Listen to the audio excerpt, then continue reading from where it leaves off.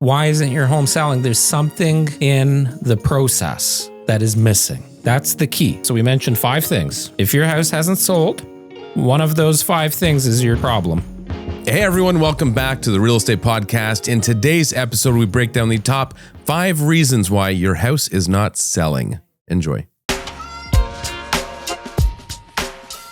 Welcome to the Real Estate Podcast, your go-to source for raw, unfiltered stories and expert tips. Whether you're a buyer, seller, tenant, landlord, or realtor, join us as we dive into the world of real estate.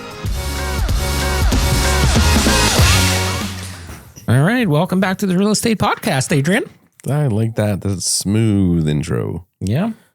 And from the last episode, we already kind of divulged what we'll talk about today. We did. If you watched last week's episode, we are standing true to what we said, and we're going to talk about what we said we're going to talk about. The top 5 reasons your house is not selling. In no particular order. In no particular order. But very timely because there are so many listings on the market not selling, and this is not intended to solicit buyers and sellers currently under contract with another brokerage. But if your home is on the market and it's not selling, it's probably because of one or several of these reasons. Well, and I mean, if you're already thinking that you might need some changes in order to have your property sell, this is the perfect podcast for you. And, you know, we talked about providing a lot of value and never actually asking for business. So I think today I feel like we should be saying, if you're having trouble and your listing happens to expire and you want to talk to somebody, give us a call, get a second opinion. Yeah. 100%. If your listing has expired, you need to change something. 100% agreed. I mean, so let's run through them. Do you want me to give them all together? No, one at a time. One at a time. All right, let's pick the first one, and I'll just put one word out there: traffic. Traffic. So what does traffic mean? Well, it's showings. Traffic's just people through the house. Yeah, eyeballs. How do you get people through the house? Eyeballs and foot traffic. That's right. I mean, it is a deeper conversation than we're going to get into. Well, traffic could be online or in person. Right. You have to win them online. Are we bundling that all into that one header? No, because the second topic kind of falls into that a little bit. Which is marketing. That's right. We're not supposed to talk about the next topic until we talk about the topic. Okay, well, let's go back to the first topic. Traffic. So you need to get people through the door. Who's on first? Yeah. You need to get people through the door. The part of this that I'm most, I don't know if passionate about is the right term, but is, you know, I hear it all the time. Sellers are hesitant or reluctant to approve showings, allow open houses, stuff like that. Or they might not approve showings during certain hours or certain days. Yeah, they're too restrictive. We've got family coming over. Our kid goes to sleep at 7:00. Right. You're a retail establishment now. You're open 9 to 9. Your doors need to be open for buyers to walk through. You absolutely do. There are some exceptions, and but I would say there should be very few. And then this applies across the board. Doesn't matter if you have kids, if you've got pets, if you've got an old elderly parent in the house. You need to find ways to make this work because you are gambling unless you don't care. If you don't care about your house selling, you don't care how much you get. You don't want to squeeze every penny out of the house. And do whatever you want. There are people like that. There are always people like that in any market. So whether it's a buyer or a seller's market, yes, and this usually comes down to a wish number. Oh, yes. If we could get X for our house. But those people are not watching the podcast on top reasons why your house is not selling. Correct. So because they don't care. So, and those are the people then that are also kiboshing open houses. Right. Oh no, I don't want people through my house on the weekend. They can come any other day. That's right. So, and I told this story to you today, and I've said it before, probably on the podcast, but I'm going to say it again because there's many people probably watching that haven't heard it. And that is a very close friend of mine. I was selling their house, and he was super cooperative. They were both super cooperative, but my friend said no showings after 8 o'clock. And I said, well, first of all, most of them won't be after 8 o'clock. But at the chance there is one, I insist that you approve it because you're gambling with guessing who's the buyer. Right. And in the end, this was during a market where there was multiple offers and, it was quite competitive from the buyer's perspective. In the end, the winning bid, we'll say, of the multiple offers we had, which was, I think, $30,000 more than the next closest, came through at 8:30 on a Friday night. Right. And if they had have stuck to their original plans, that person may not have even been through the house.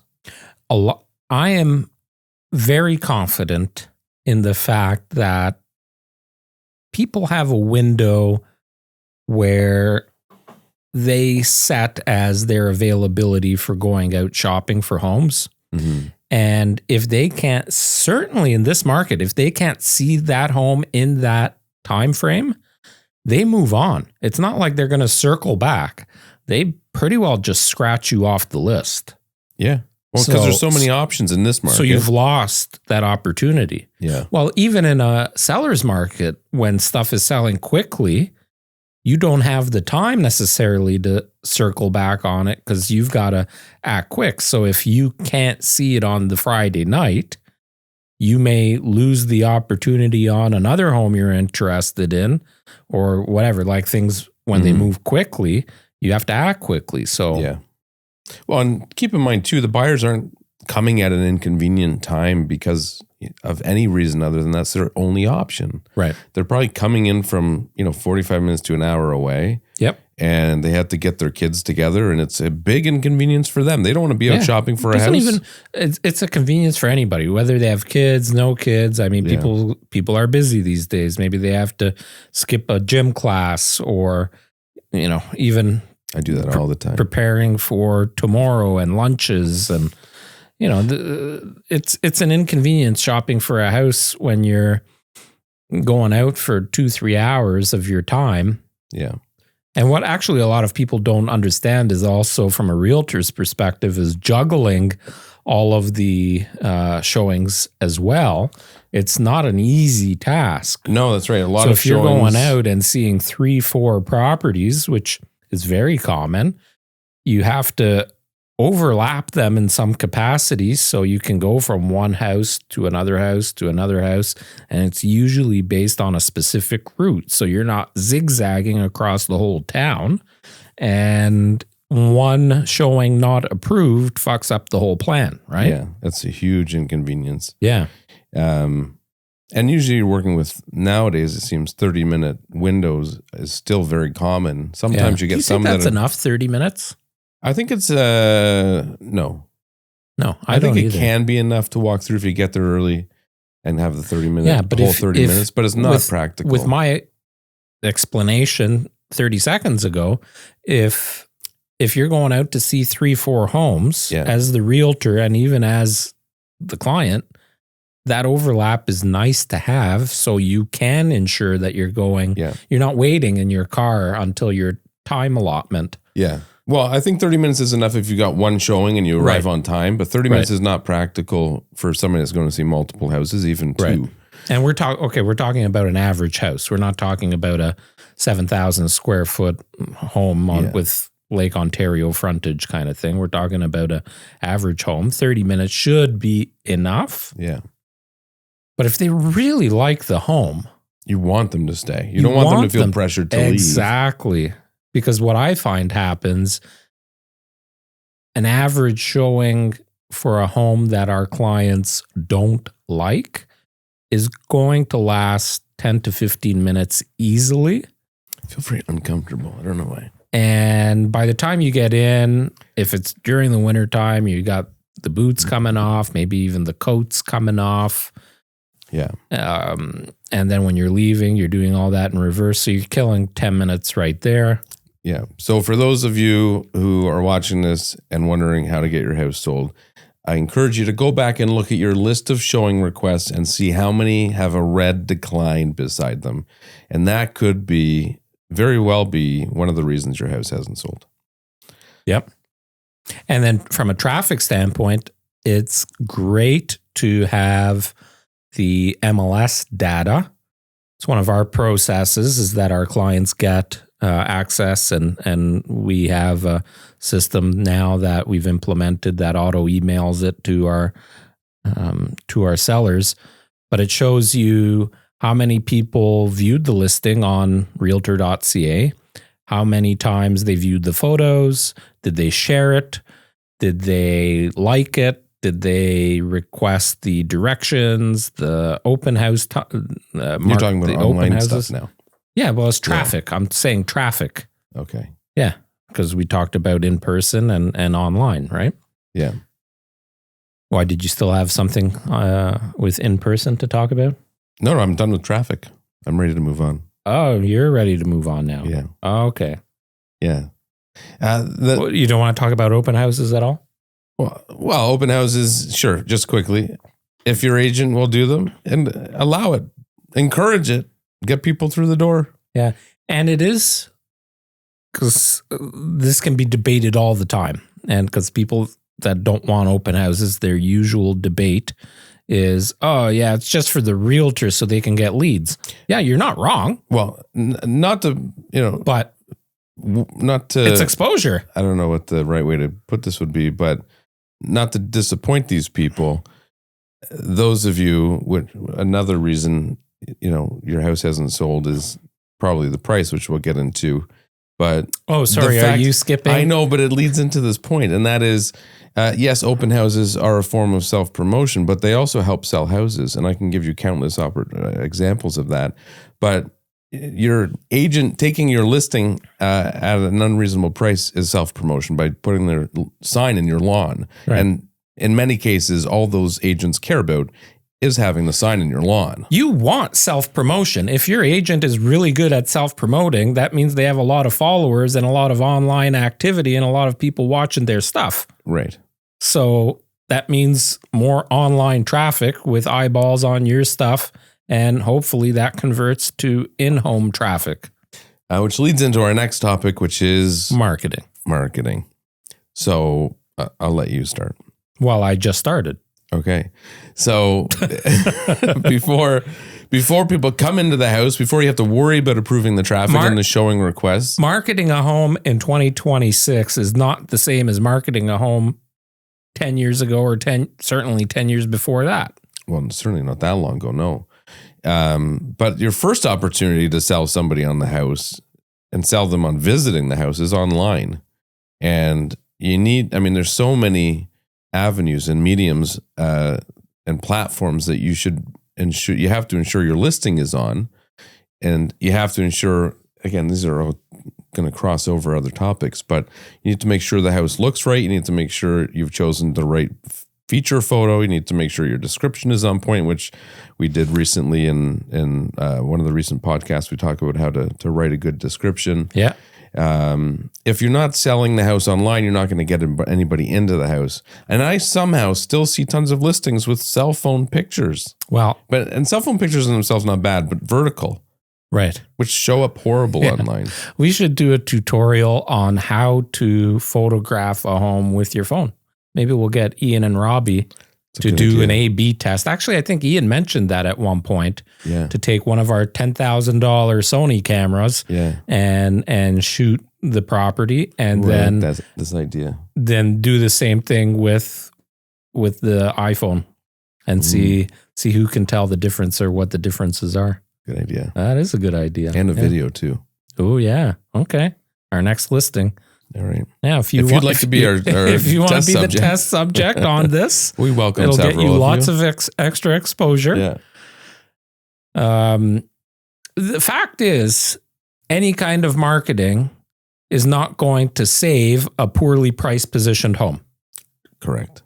There are you can a couple have the components. You can have the best marketing in the world, but if your home is poorly priced, it still is not going to drive that price up, right? Right. I mean, it can help get traffic for sure, which sometimes traffic leads to multiple offers and can depends help on drive how off the price. you are on the price, though. Right. Exactly. So, in terms of photos, video, what kind of, as an example, even in-home marketing, right? We do a lot of in-home marketing. And well, that wouldn't apply. I guess it applies, but that's, comes into account when people are actually visiting the house. But yeah, that's part of the package. well, I mean, this whole thing is, why isn't your home selling? There's something in the process that is missing. Yes. That's the key. There's something in the process that is missing. And these 5 are just our top things, but you have to decipher which part of this equation is missing, because it's obviously missing something. Otherwise, it would have sold. It is. And when you're interviewing agents, you need to find out what their process is. Like, what is truly, how are they marketing? Do they have it? A process? Do they have a process? A lot of agents don't. Yeah. So what does their marketing and exposure process look like? What are the steps involved? Where are they sending it? How are they connecting with people? How do they deal with those inquiries and, funneling it down to finding the right buyer? Yeah. That sums it up pretty good. Next is condition. The condition of your house. Your house stinks. That's it's a big dirty. one. It's messy. That's a big component. And a lot of realtors are afraid of having that discussion. Yes. Because what happens is a lot of sellers might push back that, oh, that costs money to do. It's going to cost me time. It's going to be a pain in the ass. I don't need to do it. My house doesn't smell, et cetera, et cetera, et cetera. Mm-hmm. You need the truth. You need somebody that's going to sit down with you and say, here's what has to be done in order to appeal to the widest possible audience and the buyer demographic for your home. And you, as the seller, need to take that and actually implement those suggestions, those recommendations. Agreed. Hire somebody that you're going to trust to give you that right advice, that is doing it on a regular basis, that has a proven process, and then implement those suggestions, because you have to collaborate to achieve that final goal, because you both have the same goal. Your realtor and you as a seller have to have that same goal. And in order to achieve that goal, you have to hit all of the tasks along the way. Well, and you never know. We talk about a lot of things, but there are, I wouldn't go maybe as far as saying there's could be even 100 things, like small details that, all combined make up the big picture. But any individual detail could completely turn off one person. So you really do need to address them all. Smells definitely are high on buyers' no-nos. Yeah, smells and cleanliness. Smelly fridges, dirty appliances that people will, even though they could be cleaned up, people may just assume they've been abused and they're going to have to incur the cost of replacing them. If there's any smoke smell, mm-hmm. So even if you're a smoker but you smoke in the garage, a good chunk of people do not smoke anymore. And once they open that garage, if there's that scent, they will not buy the house. Mm-hmm. Chances are. They'll assume they can never get rid of it. Right. Yeah. It is very tough to get rid of the smoke smell, especially if it gets into the insulate. Like if you have a garage where it's not fully boarded, like not fully drywalled, and you have some exposed wood and exposed insulation, things like that, it'll just get sucked right into all of that. Mm-hmm. You won't get rid of it unless you replace it all. No, you will not. But also condition can be immediate from curb appeal. Yeah, inside, outside. Inside, outside.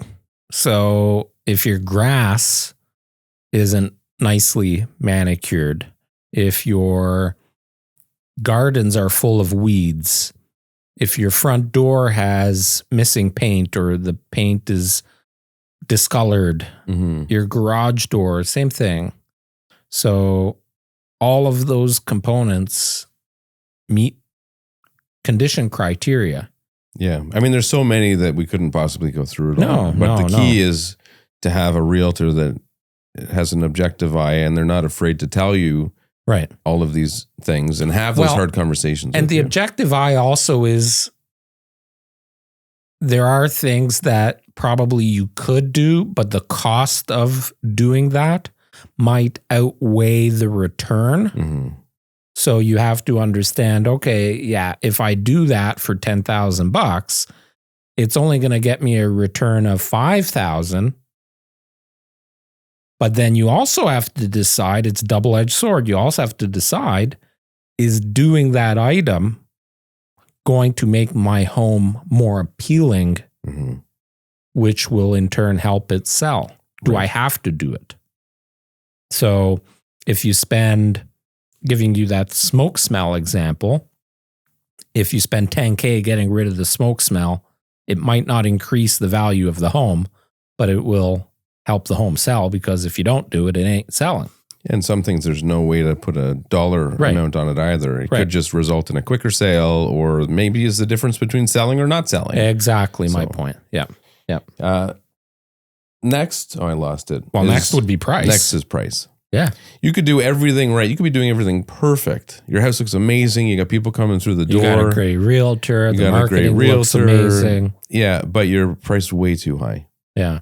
Well, actually, if you're priced way too high, do you have a great realtor because they didn't tell you the truth potentially? Well, that's the one variable that wouldn't. Well, not necessarily, because there's some houses I list where I'll have the conversation, say, this is the range of value.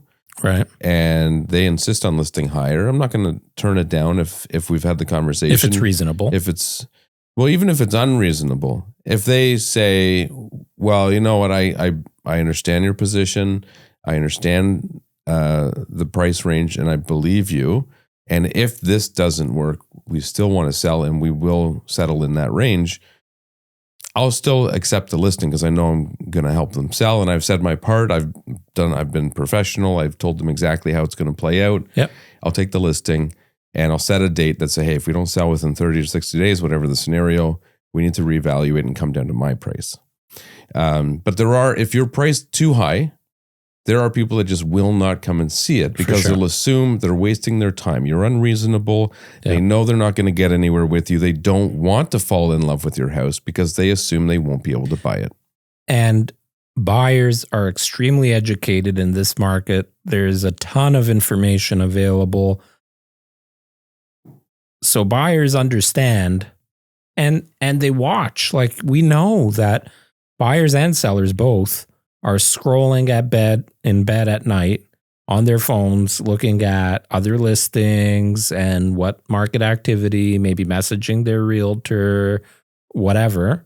They educate themselves very easily. You know, ChatGPT is, or AI as a whole, you can get a lot of info really, really quick. And it's not hard to identify as a general consumer an overpriced home. Mm-hmm. So do you miss that opportunity? And if you're on the market for 60, 90, 120, 150, 180 days, you think that the consumer doesn't see that? Not only does it show it, we can see that data, but your photos are still the same. The listing description is still the same. Yeah. Oh, yeah, that one's been on the market forever. People around your neighborhood start to understand that your home has been on the market forever. Yeah. And it almost becomes stigmatized. Well, and I've had clients say, you know, they're not people I'm actively working with generally, but you know, talk to clients all the time, and like you're saying, they're always watching the market. Right. And I've had conversations with clients who said, "Oh man, did you see what such and such house sold for? If I knew they would have sold for that, I would have gone to see it." Right. Well, if you priced it properly, you would have had more people through the door. You may have had multiple offers. May have sold for more. Probably would have sold for more than had you have. Well, than the way your strategy generally speaking, went. if the quicker the home sells, the higher you're going to get in terms of price. Yeah. So generally speaking, we're big advocates of pricing it perfectly because you're going to connect with the right audience.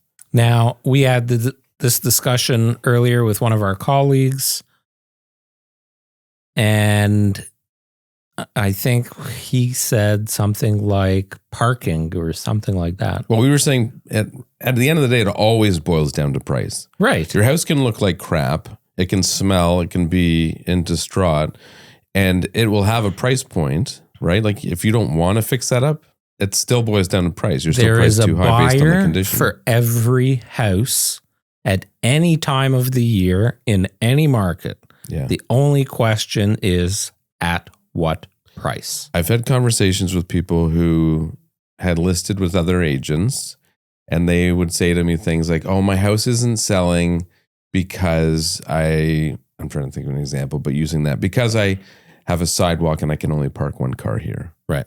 Or my house isn't selling because it's a 3-bedroom and most of the homes in this market are 4 bedrooms. And that's what my agent told me. Right. That's or the I'm feedback next door we're getting. to a 7-Eleven. Yeah. And at the end of the day, that's not why your house isn't selling. It's because you've priced it like a 4-bedroom house, or you've priced it as though it's on a quiet street, and it's not. Right. You need to account for all those reality things and figure out the right price. Right. Okay, next. My favorite. The last but not least, and these are in no particular order. Right. But I would be interested in having people prioritize them. Yes. Where do you see the most value? Where do you think people mess up the most? Or why, if you have a listing, why is your house not selling? Why is your house not selling? Leave a comment or pick what you think is most important in this. And last but not least, the realtor. The real estate agent. I think a lot of it boils down to the agent if they're not conveying what they need to convey. Right. Like if they haven't told you that your house smells, if they've just been complacent and accepted your list price. They need to provide the right advice. They need to have the right plan, and they need to be able to execute. Yeah. I don't know what else to add to that. Well, you take all those things. So we mentioned 5 things, right? Yes. Traffic, marketing, condition, price, realtor. If your house hasn't sold, one of those 5 things is your problem. Leave a comment. Let us know how you would rank these of most important to least important, or in terms of why your home isn't selling, or if you had experience, because there's a lot of people that their home listing expired and they never went back on the market. Yeah. They're on the sidelines waiting for, I don't know what. And thank you for making it this long into the podcast. And to express your appreciation, we would love for you to subscribe and hit the like button to show some support, because that's how YouTube and wherever else you're watching or listening to the podcast, that's how they know to push it out a little bit more. Almost 70%. And get in front of more people. Almost 70% of our watched videos on YouTube are from non-subscribed people. Let's increase that today. Click subscribe. Thank you. We'll see you next week. Ciao. Thanks for watching or listening to this episode. We hope you enjoyed it. If you happen to think that the condition of your home is the reason why it's not selling, we have another episode you may enjoy where we break down the top things you should be investing your time and money into repairing before you sell, and the things that you can safely ignore. Check it out over here. Subscribe, and as always, thanks for watching.